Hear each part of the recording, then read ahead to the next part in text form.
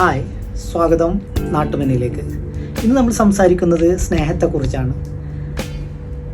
ഒരു വ്യക്തിയുടെ സ്നേഹം സത്യമാണോ കൃത്രിമമാണോ എന്നറിയാൻ പറ്റാത്ത ഒരു കാലഘട്ടത്തിലാണ് നമ്മൾ ജീവിച്ചു കൊണ്ടിരിക്കുന്നത്. ഒരു അഹങ്കാരിക്ക് ഒരിക്കലും സ്നേഹിക്കാൻ പറ്റുകയില്ല. അവനിക്ക് വളരാനോ മറ്റുള്ളവരെ അംഗീകരിക്കാനോ ക്ഷമിക്കാനോ പറ്റുകയില്ല.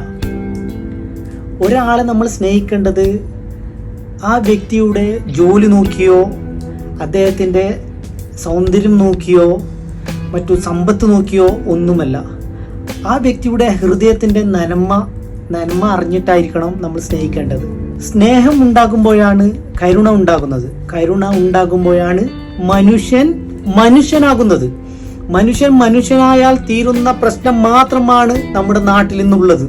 നമ്മൾക്കറിയാം, രാവിലെ പത്രം എടുത്തു നോക്കിയാൽ മകൻ അച്ഛൻ വെട്ടിക്കൊന്നു, അച്ഛൻ മകനെ, ഭർത്താവ് ഭാര്യയെ, എന്തൊക്കെയാണ് നമ്മൾ കേൾക്കുന്നത്? നമ്മുടെ ഹൃദയത്തിന്റെ ഉള്ളിൽ നിന്ന് സ്നേഹം അകന്നു പോയിക്കൊണ്ടിരിക്കുകയാണ്. ഒരാളെ നമ്മൾ സ്നേഹിക്കേണ്ടത് അവൻ മുസ്ലിമാണോ ഹിന്ദുവാണോ ക്രിസ്ത്യാനിയാണോ എന്ന് നോക്കിയല്ല, മനുഷ്യനായി കാണാൻ ശ്രമിക്കണം.